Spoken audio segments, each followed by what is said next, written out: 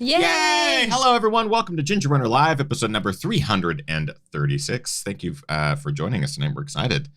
We were just chatting a little bit pre-show there with our guest, Yassine Diboun, and we just know it's going to be a great show because he's one of our favorite humans on the planet, and he's always doing good. He's always spreading love. One of our favorite people because he does so much for others and is just a constant source of energy and happiness. We're honored to have him back on the show.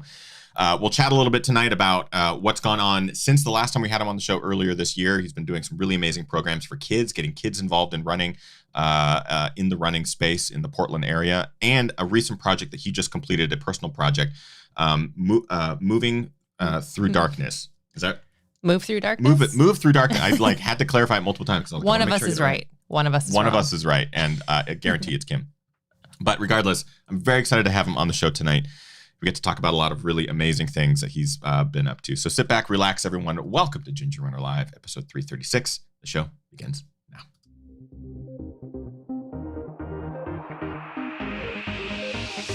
Ginger Runner.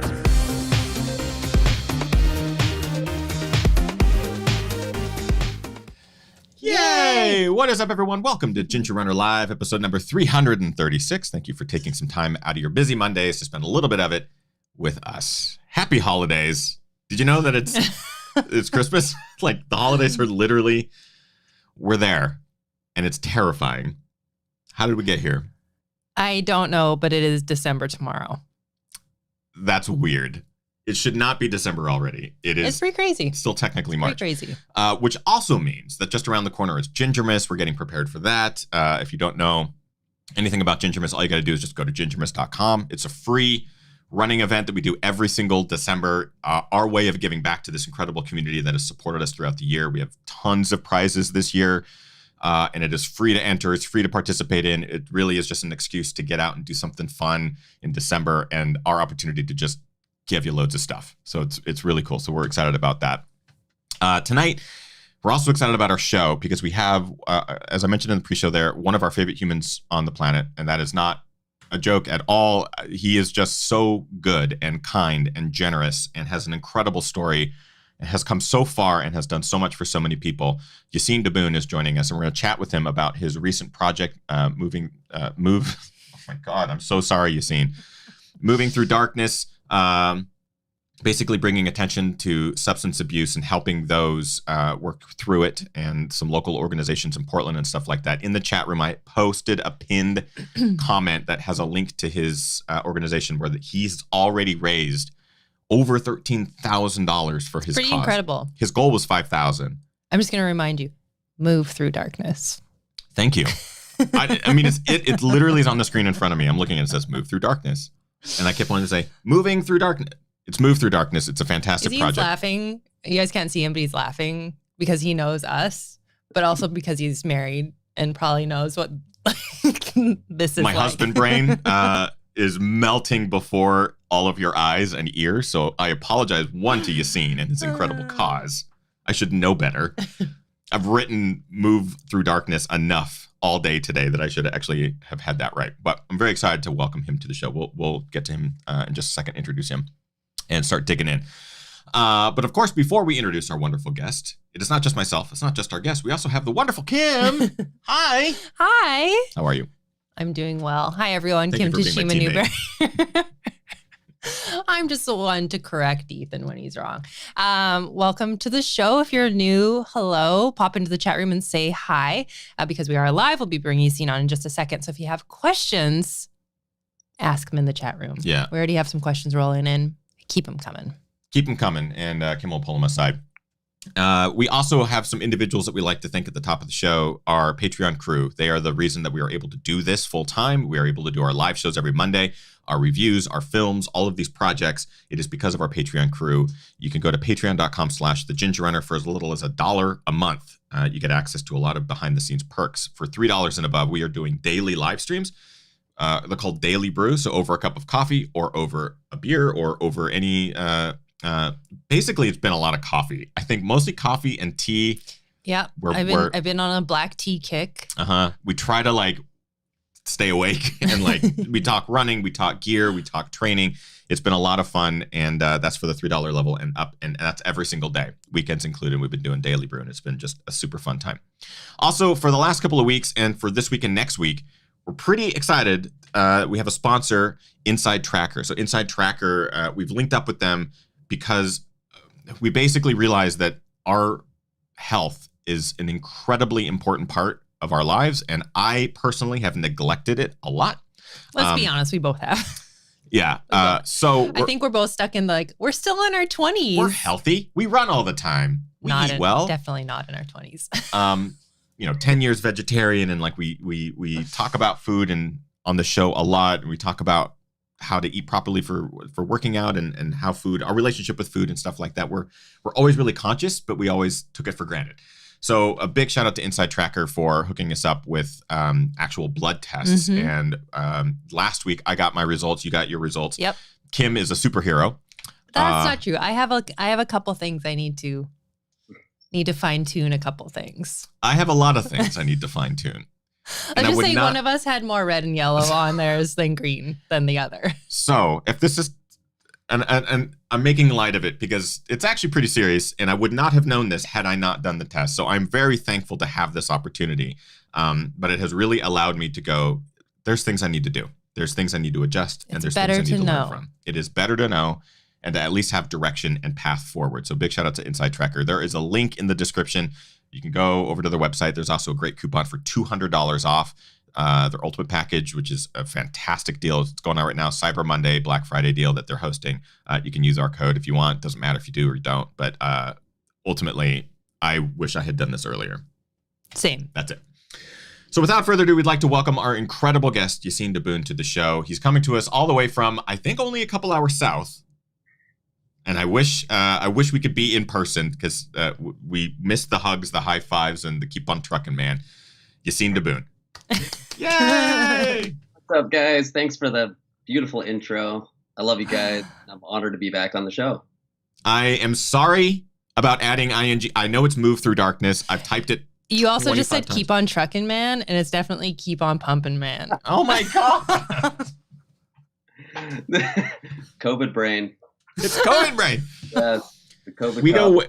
We go way back on one of our first memories. We've talked about it, I think, every time you've been on the show. It's so funny, though. One of my first memories of Yassine was him running, I think, Gorge. was it Gorge that you were racing? Gorge. And I was so excited to meet Yassine Diboun. Like, while he was racing, I was sitting there with my camera or something. And you run by, and I was like, man, you're doing so great. You're like, thanks, bro. And I'm like, yeah, keep on pumping, man. The words just didn't make sense as I was saying. I'm like, keep on pumping. When we linked up after, you're like, I just told Yassine to keep on pumping, man. Never gonna like me again. And and here we are years later. Yes, no, and we, like you said, I consider you guys friends, good friends, and it was so great to see you at Mount Rainier again this past summer. And like I said, I love your show, and I love being a Patreon member and supporting everything that you guys are doing. I appreciate that, man, and vice versa. And when we had you on earlier this year to talk, we talked about a bunch of stuff when we had you on earlier, just, access to the sport for people of color and racism in the sport and things like that. It was a highly educational episode, and I really appreciate you being so open with some of that discussion. We also learned a lot about your program that you designed to get kids moving and get kids running and giving opportunities to kids to train and run. And I would love an update because it sounds like things have been going really, really well in that department. And for our listeners and viewers, since we last had you on, what's been going on with the running programs? Well, first of all, I want to give a huge thanks to you and all of your followers who really kicked into our kids programs, because like many businesses, ours took a little bit of a hit, since March in certain areas, but we kind of pivoted and we're able to like focus on some youth programs, and again, trying to promote more diversity into trail running and hiking and getting out in the forest. So what we did was open up some slots for people to donate and to provide these camp scholarships. And I think it was 6 or 7 kids that did not have the funding to do it, probably would have never have been introduced to this. And really had a great summer despite everything that has happened. And it really touched my heart to have a lot of people that were directly coming from you guys having me on your show.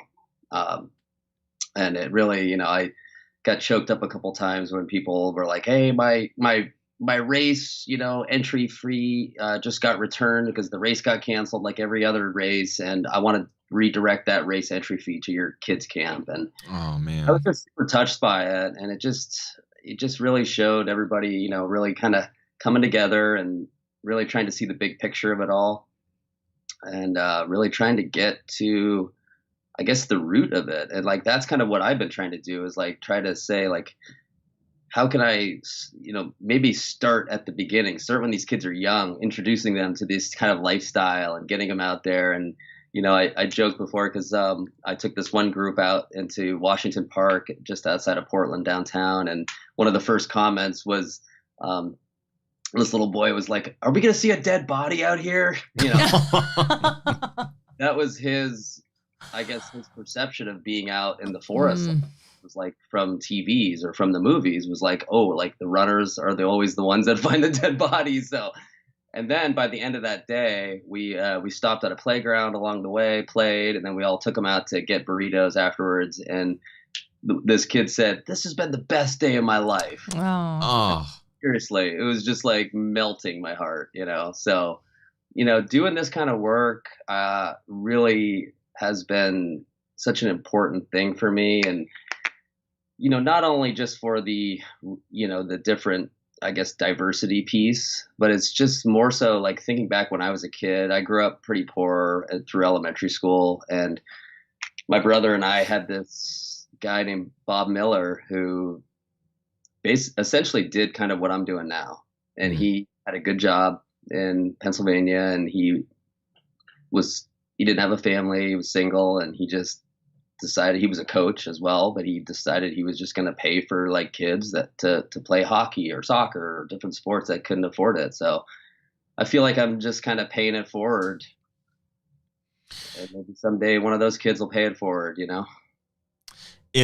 I love stories like this, man. And when you brought it up on the show last time, it was just one of those things that like I hadn't thought of, like just the idea of course there's kids that maybe don't have access to the outdoors, or like how can we make it equitable, and how can we plant that seed in a kid's mind of that the forest is a beautiful place, that the trails are a beautiful place, that the community is a beautiful community, and also that you belong, and that right? They belong. And you took the first step, you took the second step, and you were already making it happen. And I just remember that conversation and going, what Yassine is doing is going to change lives in a way that's incredibly profound. And I hope you realize, I mean, one, it's you're a dad, you have an incredible daughter, and seeing the stories that you share on social media and stuff like that of running with your daughter. And we'll talk a bit about that with Move Through Darkness and stuff too. But what you're doing for kids and the youth, bringing them sport and bringing them outdoors, is a wonderful thing. And has the program grown? Can people sign up if people are in the Portland area? Like, what's the current status of the program? So we actually started off with, early in the quarantine period with an online program called Recess, where I would, have the kids tune in on their computers. I was dressing up in costume for a little while. Love it. Team every Wednesday, kind of like how I used to do at the aid stations. So, for instance, I'd send an email to all the parents and I'd say, all right, this is Superhero Wednesday. Get your superhero outfit on. And I'd have my cape on, and we would do like a workout, or we'd have challenges. I'd say, all right, I have to see everybody's face here. First person to like bring me a pink sock, gets a point. Running throughout the house. The parents were probably super mad at me, but they're like, "You are supposed to be in a room by yourself, and you're running all through the house looking for stuff." But it was a good time for that period of time. But then eventually it just got to the point where, people, myself included, were having kind of Zoom fatigue, and these kids were on their computers all day, and now we're going to have recess and have them go on their computer again. And I kind of had this realization, like, no, we need to discontinue this, because it was good while it lasted, but these kids need to get outside and get fresh air and interact with each other from computers and devices. So as we went, we decided to create. Before that, we actually had the trail running and forest skills camp over the summer, and we were able to have a safety protocol in place, and that was very successful to the point where we actually opened up a second week and ended up having close to 45 kids that attended the camp throughout the summer. We had great some helpers that stepped up, Rose and Thomas and Willie and myself, and we went to many different areas around Portland. We went swimming in the river. It was a great experience despite everything that we had been through since March. It was kind of like the highlight of the summer. Then that ended and we're like, okay, what are we going to do now? And we came up with this idea called the PAC, which is an acronym that stands for Portland After School Connection for Kids. And it really was just that. It wasn't running focused. It was more about like getting together, having cooperative games, seeing each other face to face, like no technology, getting outside, rain or shine. And we had our little head wraps and stuff like in case we were in the single track and we would pull them up. But, I said, you're not required to wear a mask. You can wear it if you feel safe, but like we're going to be outside. We're going to be maintaining our space. We need fresh air. We need to strengthen our immune systems. We need to see each other's faces and our micro expressions. And it was very successful again. And the parents were very happy. It was a 2-hour session Monday and a 2-hour session Wednesday after school. And I was telling these guys before the show, like parents would come to pick up the kids after the 2-hour session. And they're like, no, I don't want to go. No, can we stay? Mom's like, it's dark. We have to leave. Go home now. You can come back on Wednesday or the next Monday. But it was exactly what I wanted to see. It made me feel like we were doing the right thing. Everybody's comfort level is a little bit different, and we did take safety precautions in terms of like requiring people to have masks and to maintain space. And we broke up into smaller groups, so we're not traipsing around with like 20 people deep.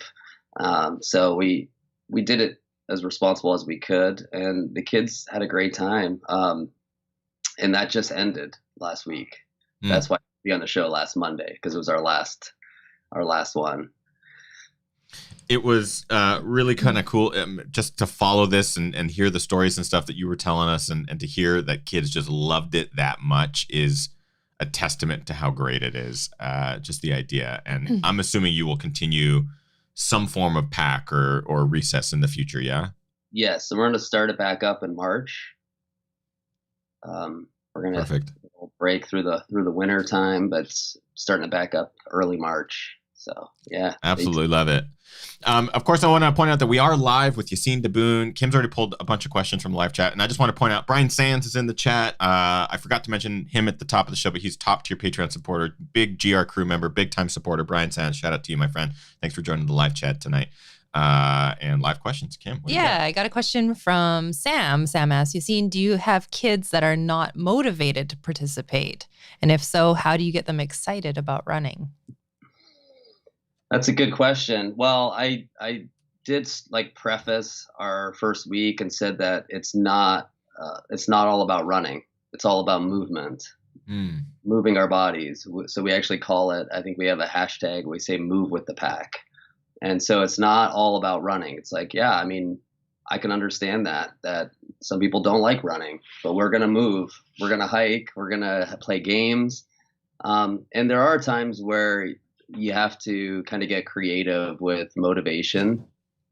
Sugar is usually a good motivator. Yeah. Get to the top of this hill and I'll give you a shot block. No. No, it's luckily over the course of my career as becoming a physical education teacher and as a parent myself, you figure out little tricks to motivate. And one thing we did do in camp, it was towards the end of the camp and kids were really tired. It was on one of our longest runs. We were in a small group and I said, all right, we're going to go around as we're running. Each person's going to say one thing they're grateful for. And, we just went around. I'm grateful for my dog. I'm grateful for my mom, you know, and so on and so forth. And like a mile went past and everybody started feeling better. And I was just like, see, running with gratitude is such a powerful tool. Like even helps us like when we're in our ultra marathon, right? I mean, yeah. So I think that's why we love our sport so much too. Is, and you guys, you both can attest to this, that like there's just so many like metaphors for life and ultra running, and so many analogies that you can make and lessons to be learned. So yeah, that was one of the things that, you know, we talk about, is like feeding the good wolf and focusing on gratitude. And, you know, I'm not Mr. Positivity all the time. I self pity parties and I go to those dark places, but the important thing is moving through the darkness. Yeah. I like it. And then talk about perfect transition. I didn't even have to set that volleyball up. Yassine set and spiked himself. That was great. I just, before we move into the next subject, I just want to commend you on this. I think it's fantastic, Yassine. I think what you're doing is great. And I do think it is planting those seeds in the minds of our youth and our kids. And it's going to get them outdoors, and it's going to show them that it is a beautiful, beautiful, wonderful place with a great community, accessible to all. And I'm really stoked for you, man. I think this is wonderful. I appreciate that. And again, you spreading this, you having the platform to like really spread this information around is so appreciated. And all the people, again, that have kicked in and donated and been so generous, I can't thank you enough. And the kids, I wish you could, you know, see the kids and the parents' face when I tell them, oh, we have an open slot for you. I bet it's great. It's like the best thing ever. It's like, really? Like, yeah. Tell them why. And, you know, tell them, yeah, Ginger Runner and their show, and like people donated, and, you know, and yeah, they're just so touched and moved by it. So thank you. Dude, I mean, as least we can do, at least we can do is to talk about it and to raise awareness for it.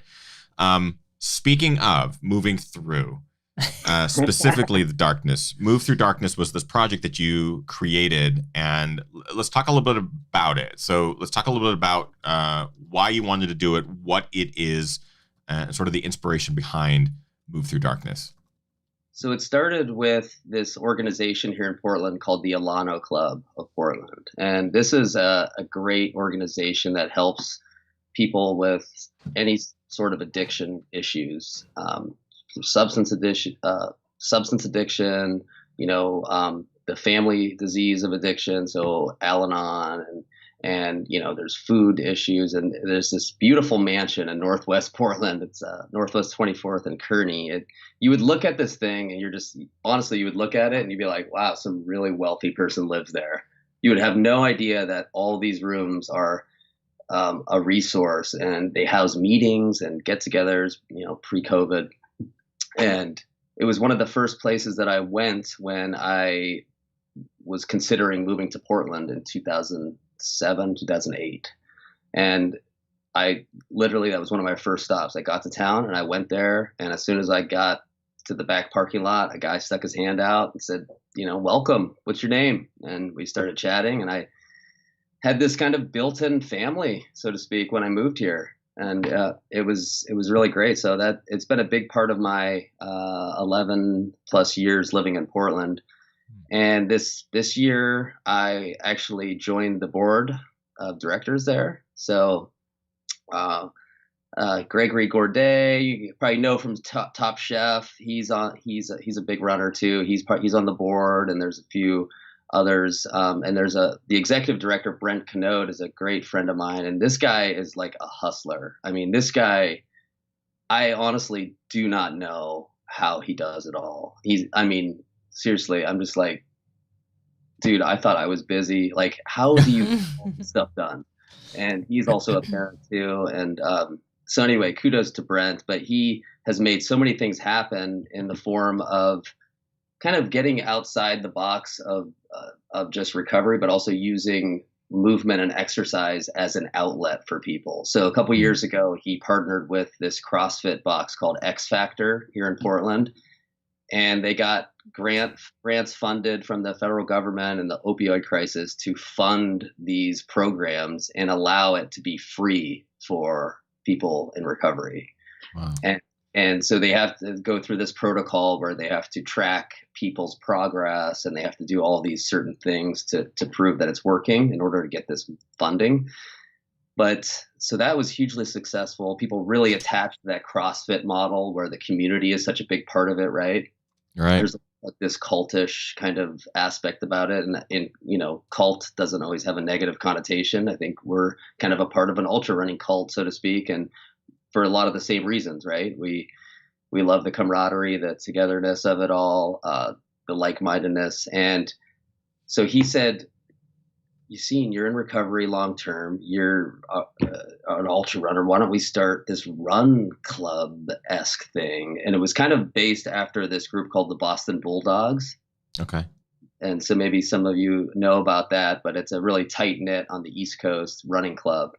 So we started this thing, I'm just kind of fast forward skipping through here, called Run TRG, which stands for the recovery gym.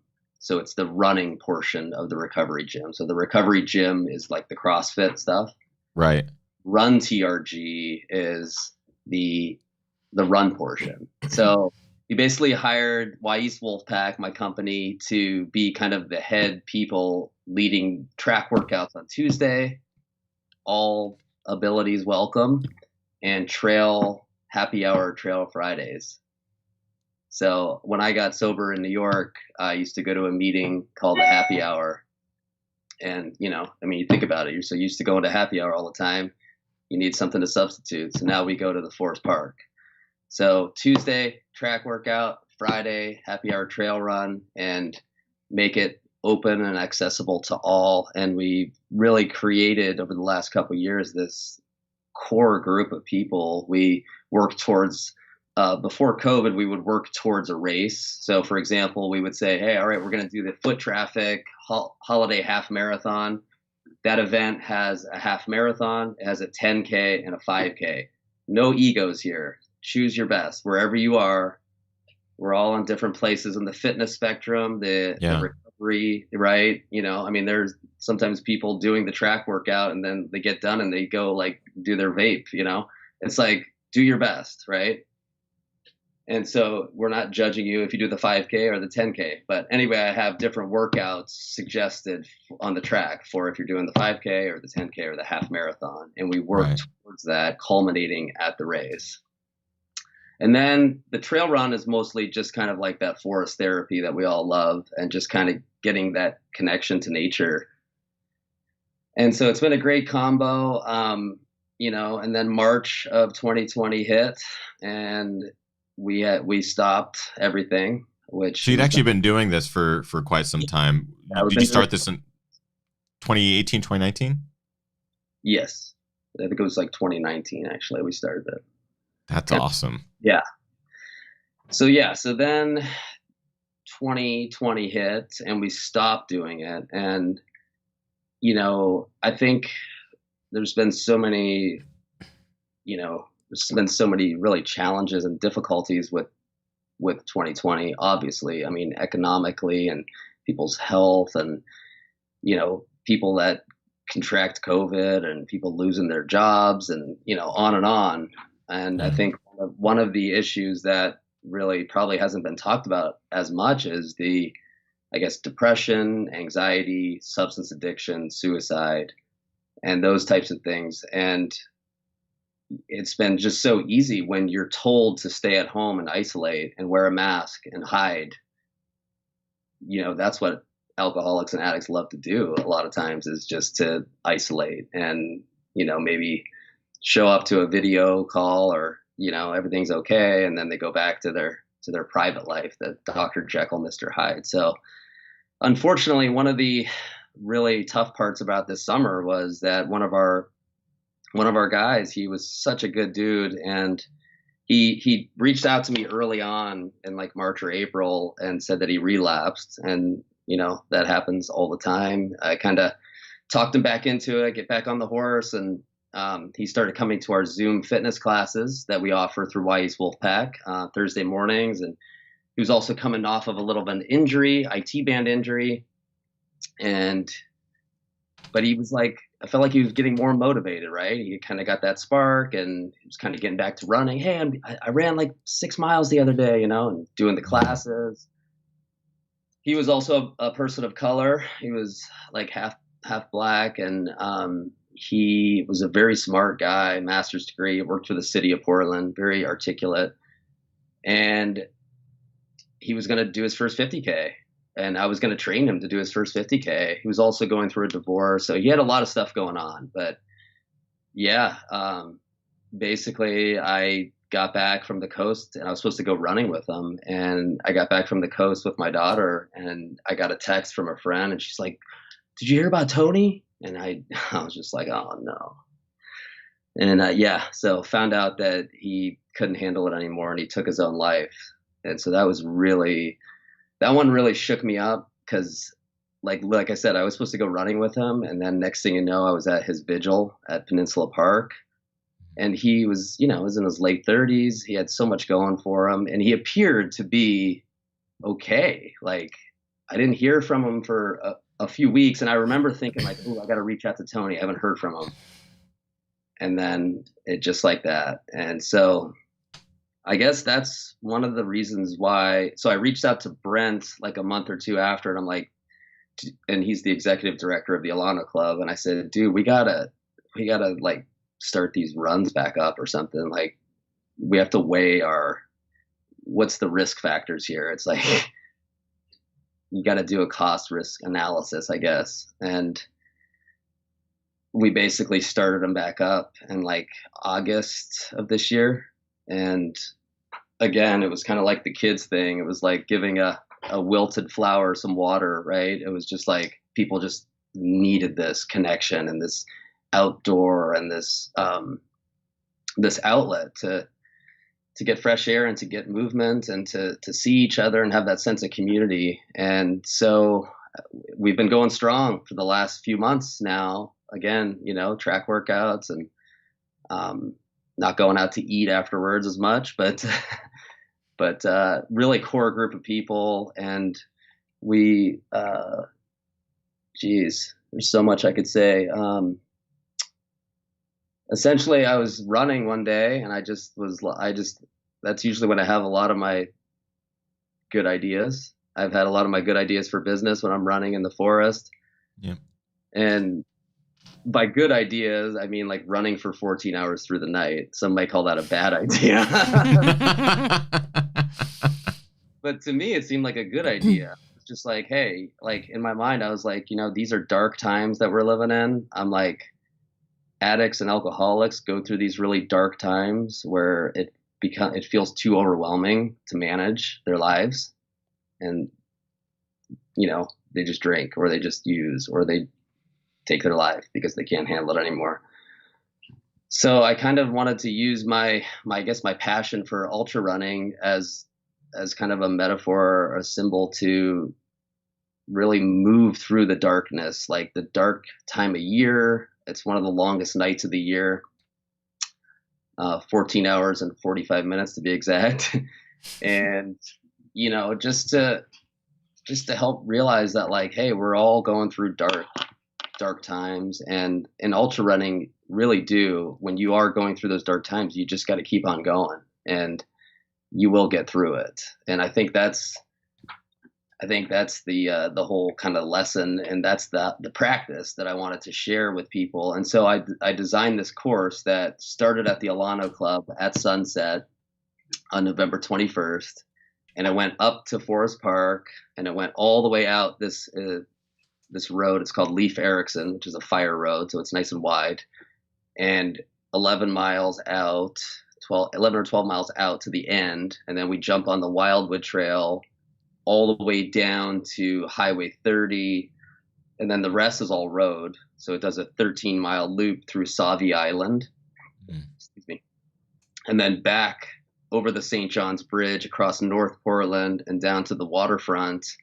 where I did a big bridge loop, and then back to Dunaway Track, where I ran some laps, and then my vision was I was going to finish at the Alano Club at sunrise, and that was about a 100K loop that I kind of drew up on Strava.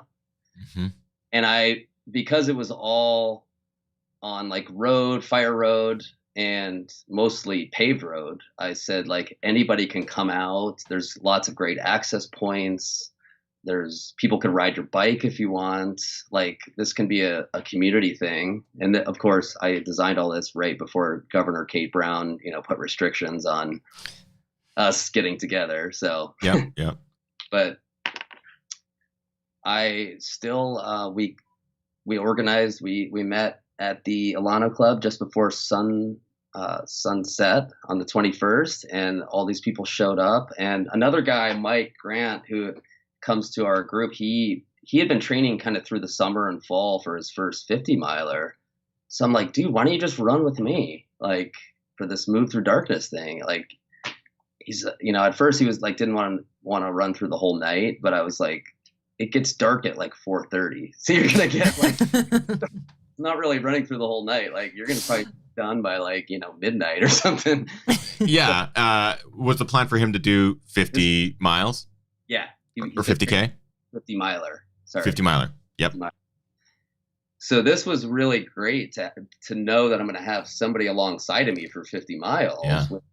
Which was great. So, and he used to do a lot of work with Native American groups too, and recovery. So I was not expecting this, but we had kind of a circle right before we started, and he said this like Native American prayer. And it was like super powerful. It was like really foggy and misty, and everybody was just standing in a circle. And it really just kind of set the tone for the whole night. And I mean, just like, man, we're so grateful to be here, like grateful to be able to do this, and, on and on. And it was just like super powerful. And, my buddy who was taking photos, Justin Myers, he was following us the whole night, and his son was there, and he gave us the countdown. And it just became this like community awareness thing. Like, why are we doing this? What are we doing? And from older people down to the, Wyatt, the young kid who's counting us down, and not being ashamed of it, and not being, not having a stigma about it. It's just like, this is why we're doing this, to raise money. I encourage everybody to chip in $1 per mile that I run for 14 hours and 45 minutes. And I had like, I don't know, 70 something people that pledged that. I mean, do the math. Wow. It was awesome. It was very touching again. And so off we went, and my friend Tanya was riding her bike with us. I had my little dog running with. I mean, Mike and I were running. We had some other friends, Jared and Thomas, and a few others that were jumping in. And Erica, my wife, and Goose, and Sarah picked me up around mile 12 to pick up the little dog, Dakota, and take him home. Goose, of course, wanted to keep going, but Goose is also in the thumbnail. For those who are wondering who Goose is, Big Guy Goose. Big Guy Goose is in the thumbnail for today's show. Goose is amazing. He's my 100-pound lap dog who he wants to run 60 miles, but makes it about like 600 feet. And he's like, I'm done. So, it was really cool because like, it was just different segments had different people popping in. My friend Rose popped in, and Nick, and, jumped in. And I really thank you all for coming out. And it just gave it it was almost like a really good metaphor for ultra running too. It's like, you guys have done some longer races, and some of you listeners probably have done some long races too. Like, if you think about the whole thing, it becomes too overwhelming. But if you just break it down into smaller, more digestible chunks, it becomes way easier. So in my mind, it was like, let's just get to the end of Germantown Road. That's like mile 12. I can pass off my little pup, get restocked, see Farah, give him a hug, good night, enjoy the nice warm bed, and head on out. And so then it's become, after I leave Germantown, and then it's the next section, right? Just get down to the highway, see Justin, boom, refill. Then it's like, see my friends at Sauvie Island, 13-mile chunk there, sit, goodbye guys. And like, people were bringing me little treats. Nick brought some these guys, it's so crazy to think like what our lives used to be like on Saturday nights. And now dude's bringing me like baked banana bread with like crust. It was so good. I was just like, this is amazing. This At is like 2 a.m, somewhere like totally random. exactly. I was just like, look how much our lives have changed. You're baking banana bread for me with like this like Jacobson sea salt crust. And you're like 50 miles into it, and this is how you're eating it. It's not like you're savoring. Man, the flavor profile is fantastic. It's just like. Mike had a really low spot. He got real Mhm. quiet. He had a low spot, and I'm like, I could tell. You could just feel the vibe. Like he's not talking anymore. Dropping back a few steps. You all right, Mike? I'm all right. Stiffening up a little bit. Yeah. So, I mean, it was his first run of that distance. And as we all know, like when you start going into uncharted territory, like this is my first time doing this. So, few anti-inflammatories later and some food. And he was literally like, he had probably a half hour of a low spot, and all of a sudden he was feeling great again, and we were laughing, telling stories, reflecting on our past, getting to know each other better. And for a long time it was just the two of us.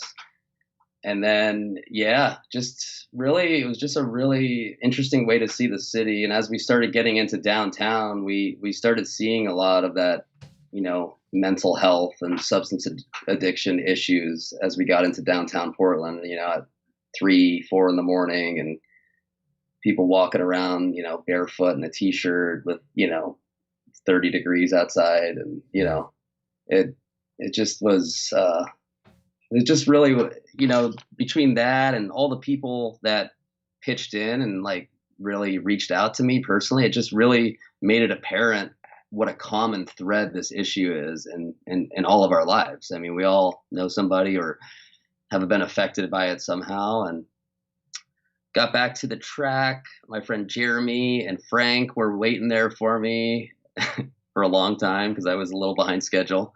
Mm-hmm. And they ran with me. And then I had my low spot. I started having a little bit of stomach pain and nausea at around like 4:30 in the morning. And I just was kind of forced to walk a bit. And, they were super patient with me, and, Daniel and Adrian, and we had just a good crew that this like 10-mile loop around the waterfront, and got back to the track. And my good old buddy Scott Lockney, who was on your show too, because he ran the entire PCT with me. He was waiting for me at the track patiently. He was running. He was running around the track by himself when I got there, and I'm like, sorry, man, I got to go to my camper van. I'm sorry. I know you've been waiting here, but I got to go like make some food and change my shirt. I was like all wet and stuff. And I was just like, I need a wardrobe change. And Jeremy actually gave me a Coca-Cola, and that was, rocket fuel. Magic elixir. Yeah. Yeah. I mean, that Coca-Cola, like just fueled me to sunrise. And I really never really got that tired. I think it's a lot easier to run through the night when you don't start running at 6 a.m. Right. So you're not going through the day and then through the night. Yeah. So sunset was at 4:30 something? 4:34, yeah. And then sunrise was at 7? 7:20. Something like that. Somewhere around there. The symbolism of all of it, I think, is so important, and it's such a beautiful project. Just the idea of running through the darkness, move through the darkness, and knowing that on the other side, getting through it, and knowing that the sun will rise on the other side, and you're literally running to the light. Like it is so full of hope, and it's a beautiful idea, and it's a beautiful project, man. And thank you. I mean, I'm not the first that have like thought about it. I know they've done, some sort of like, take the night away or take the night back or walk for cancer through the night or, things of that nature. But I do agree with you, and thank you. The best part was though, just before sunrise, like I timed it out where I told Erica, like, bring Farah and Goose down. So she's going to run the last 3 miles with me. Your daughter and your dog. Yeah. And Goose were going to run the last 3 miles with me. And then my dad just happens to live in an apartment that's on the route to the Alano Club. So I told him on our hike the Friday before that you should bring me a coffee. Oh, And Perfect. so it was so great. Erica brought Farrah and Goose down. We headed from the track and we were timed it out. We're like, all right, we got enough time to stop for a coffee at my dad's and then head to the Alano Club for sunrise. Let's go. And Farrah's like, you're actually doing pretty good for running 60 plus miles. You're actually moving pretty well. I love the judgmental daughter who's like, hey man, not bad. Not bad for a dad. I thought you'd be doing much worse than you are. I really anticipated you crawling at this point, but great job. So I think, and that was so fun. We just were running with the dogs, stopped by my dad's. He came out, gave me a coffee. All I could think of was the Seinfeld episode, I don't know if you ever saw the Seinfeld episode with the hot coffee, but definitely I have. Okay. I don't think I have. I don't know. I'm playing Seinfeld something fan, on. less so. It was a successful handoff of the hot coffee, and then we ended up getting back over to the Alano Club right at sunrise, and it was just awesome. Just a full circle, and like you said, just the symbolism of like going towards the light, getting through those rough spots, and also, just all the money that we raised and the awareness and just being an open book and being a fishbowl and not ashamed of my past. I was very private about my past for many years, for close to a decade. And I just realized I'm not really helping people by being secretive about it or portraying that I'm this different person. It's like I am who I am. And I had to go through all those dark times to get where I am today. Yeah. And so that's, I guess, the message too, is like, I have been there. I've gone through those dark times and I had to just keep pushing through. And with the help of friends, I was able to make it to the other side, so to speak. And that was kind of the whole symbolism of this run. And now the money that we raised is going to be used for those aforementioned programs in 2021. So all that money is going to be like just pushed right into that, paying the trainers and coaches and facilities and all that stuff for the whole year. And Brent, the executive director, is like, oh man, this could be a yearly thing, this is great. He's all excited. I'm just like, oh boy, what did I get myself into? With the weather, like it was dry, it was like I could have really been like just really suffering, like through cold rain and wind. Long. I mean, November in the Pacific Northwest. I mean, this season, depending, you could roll the dice on any given day, and morning to night is different. Yeah, exactly. How I am super curious about this too. Like, we've known you long enough. We've known your daughter when she was really, really small, and now seeing pictures of and hearing a little bit about this is like, wow, she's running miles with you. How was that for you as a father? Does your daughter realize the weight of this run and the importance of this run? Have you had those conversations with her, and how special was it for you to finish this project with her, miles with her? Great question. She does know. I do tell her about the realness of the world. I'm like, just, this is why we're doing this. This is why people are marching. This is why, these things are happening. But yeah, she knows about my story. She knows that I don't live like that anymore, that thankfully she never had to see me live like that. But I also, it was really emotional. I've done that a few times with her where she's like, I ran this 50-mile route on Ahmaud Arbery's birthday as well, and told her like during the run why we were doing this, and I just thanked her for doing it with me. And it was just a really beautiful moment that she'll always remember, and I'll always remember. And just to be able to, this is her life. She doesn't know anything different. She was at her first ultra marathon at 4 months old. Yeah. I stayed at Jeff Browning's house in Bend, and she was literally 4 months old, and we went to an ultra the next day. Yeah. And Erica, and she's, as you know, she's grown up in the stroller in Forest Park. running with me, going to races, Western States, da da da. But yeah, I think just to show her that like, and show her and others that like this kind of work is first and foremost in my life, because if those people weren't there for me when I came in the doors, like I wouldn't have all this stuff. So Right.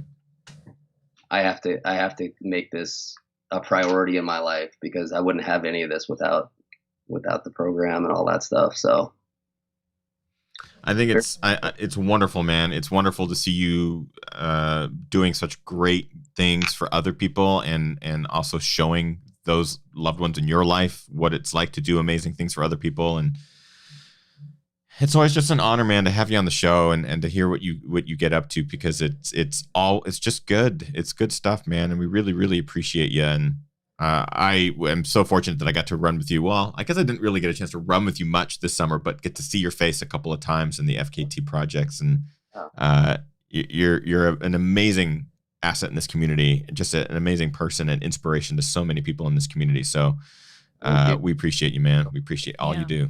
And likewise too. I mean, you guys are such good people and have the consciousness to recognize and spread this, like I said, on your platforms and stuff, and to highlight it and shed light on it.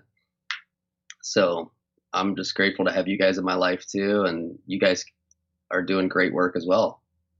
Cheers, man.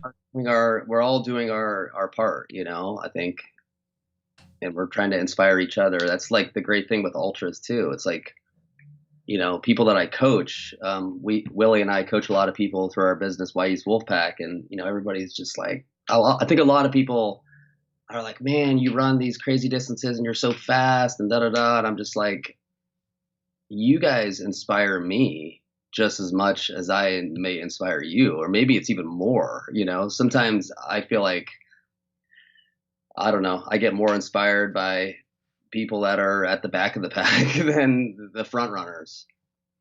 That's how it's been for me too, man. Like, it's so funny that the stories you hear from people in this sport that change your perspective on so many things. Like, there are so many stories that do that in this sport. It's amazing. Mm-hmm. Like, yeah, there's something to be said about the incredible men and women who are finishing first or setting records and doing that, who have their own stories and it's incredibly inspiring.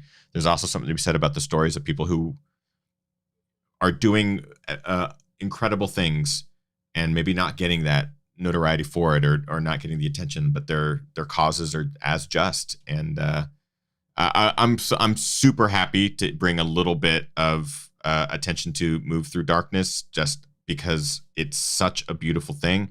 And I really appreciate you doing something like it, man, because I've learned a lot from you over the last few years, you know, working with you on that project early on Behind the Run, and a bit about your story. Like, I feel like I've learned more from that experience from you than a lot of my projects, because, you know, if you think back to the early days of Ginger Runner, it's a lot like Train Race Beer and a lot of that type of stuff. And you and I had some good conversations as far as, well, what does that mean? And how would this story live on the channel, or how can we talk about it in a way that is appropriate? And I don't know. I just feel like I've learned a lot from you, man. Just a lot of appreciation for you and what you do. And it's really amazing to see what you are doing for others too. Thank you. Well, if you guys want to come down next year and run a few miles through the night, you're open invitation. Nah, we're good. I'll get in the stroller. I'll get in the stroller. Yes. Yeah. Well, yeah. I don't want to gloss over the fact, though, that the feat itself, like the beauty of the project and the message behind the project is a wonderful thing. The feat of physical strength and endurance itself is also another thing that we didn't really talk about too deeply. But the reality is you ran 14 plus hours, which just to do alone is difficult. Then to do it through the night and only through the night is another whole new dimension. Plus, how many miles did you end up getting? 68? Well, I got my GPS watch at 66, but as a runner, you all hate that moment where you look at your watch and it's paused, and I'm like, no. When did you notice? When did you notice? It's the worst. Yeah, it was at like, I don't know, 4 a.m. or so. I don't think it was that long, but there's also another kind of a known issue in Forest Park that people call it the Forest Park trail tax that you pay. It's a suck zone, right? Yes, yes. So there was that, and then there was the paused watch. I think I probably got about 70, but I said, the agreement was whatever my watch says at the end of the 14 hours. That's the number. So I stopped it at 66. And so people then went to the website and donated $66, which was so greatly appreciated. Thank you. Thank you. Thank you. Thank you. The people that are going to benefit from this program, thank you. The Alana Club thanks you. I thank you. Honestly, the run was my longest run of 2020. Yeah. I attempted a race in Idaho called I Am Tough in early September. I had a foot injury, unfortunately, and decided to bow out at 50 miles to not further injure my nerves in my feet. And yeah, kind of rehabbed that a bit. And then, so this was my longest run of 2020 and felt good. Honestly, I think just with the intention I had in mind and like all the different people coming in, and I never really felt like it was that difficult. Like I had a couple of those stomach issues and like nausea at like 4:30 in the morning. And that was a little challenging and stuff. But, I've been through that kind of stuff so much that it was just kind of like par for the course. Yeah. And like you just come to expect it, right? There just comes a point you're like, something's going to here are the 5 things I know are going to happen at some point. Right. Yeah. Right. And so it never really felt too bad. There was one funny moment I'll share with you, and as long as there's no law enforcement listening in, but no, we were running through North Portland, and we were supposed to take this ramp that goes over to the Broadway Bridge. And so we're going up the ramp. I'm like, yeah, this is the way the Portland Marathon goes, the old course. And I'm running, and then I'm just like, I don't know, this doesn't feel right. It feels like we're going onto the highway. Oh no. We're just like, wait a minute, let's go back. So if you like zoom in on my Strava, you can see like a bunch of like back and forth like scribbles, because it's just like it's just like, I don't know if this is the way. Wait, this seems like that's the way. You're 4 o'clock in the morning, you're just loopy. You're running on I-5 heading into Vancouver, Washington. We kept on going, and we basically were on I-5. Oh no! And we're just like, Yassine. we're just like, the exit's right there. Let's just go. There's not that much traffic. But yeah, we're running down I-5 in the middle of the night. And I was just like, again, I was like, Mike, we've always been known to do crazy shit on a Saturday night, man. Let's go. Who's got the banana bread? This is it. So yeah, we got off there as soon as we could, and we were joking about like the truckers whizzing past, thinking like, man, these Portland, this crazy place, there's people running around on the highways, these homeless people running around, It's like, little did they know we're like 50 miles deep, into a run. Just like barely making it by and just trying to figure out how to get off of that thing. Kim Wrinkle in the chat room says Sheriff Bruce is on his way to Portland. Yes. Sheriff Bruce is the sheriff of Silverton, Colorado. They know him by name, Sheriff Bruce. That's funny. We're gonna wrap up the main show here with Yassine Diboun. We are gonna move into our after show. If you would like to join us, we have some additional things to talk about. For example, Yassine's new van. I have so many questions about this new van, dude. It's so cute. It's amazing. We're gonna absolutely talk about that in the after show. But again, I want to recognize what the incredible accomplishment. almost 15 hours overnight in the dark. Move Through Darkness is the name of the project. Nearly 70 miles. Let's just round it up to 100. An incredible amount of miles Something real for a quick. Fantastic cut. Say again? I just wanted to add something real quick. So since I finished, multiple people really touched me and like said, hey, one of my close friends, Kevin Smith, was like, hey, I wanted you to know that I was out there running on my local track while you were running. I ran 12 hours, and he raised a bunch of money for us. Oh, that's awesome. And then a guy, Vinny, on the East Coast is like, I'm doing this exact run on December 21st, which really is the longest. It's the solstice doing it. And I'm raising money for you guys. And so, and then another guy, Corbin, just texted me, and he's like, went out the other night, and he's like, I did 12 hours by myself for the same cause. I have a friend that's struggling, da da da. So, I might have been the first person to put this together, but it's like people are connecting to this, and like I said, it's just something that affects so many people's lives. And it's a way you can use your running as a kind of a vehicle, like we do, as an outlet, as a recovery toolkit, for your box. I appreciate that, and that's amazing, man. The multiple people who are contributing onto this, and the final piece of this puzzle, which again is just another tip of the hat to Yassine and his ability to generate such amazing good.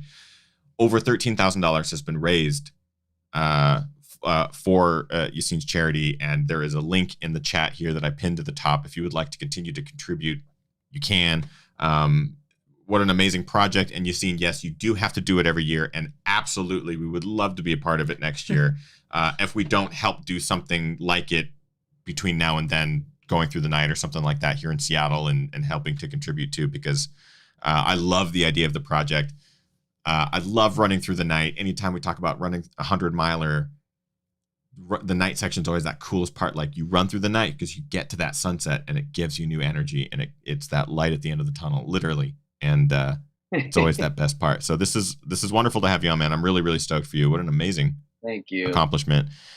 We are going to wrap up the main show here. So again, I posted the link in the chat. It is pinned to the top if you would like to contribute to Yassine's cause. Yassine, where can people continue to follow you on social media? They can find out more about these projects as you design them and come up with them, and different programs and stuff. Where can they find you? Yeah, you can follow along at Wyeast Wolfpack, which is WYEAST Wolfpack on Instagram. And that's where you can follow along of like our kids programs and our coaching that we do and fitness classes. And then at Yassine Diboun, just my first name and last name, Yassine Diboun.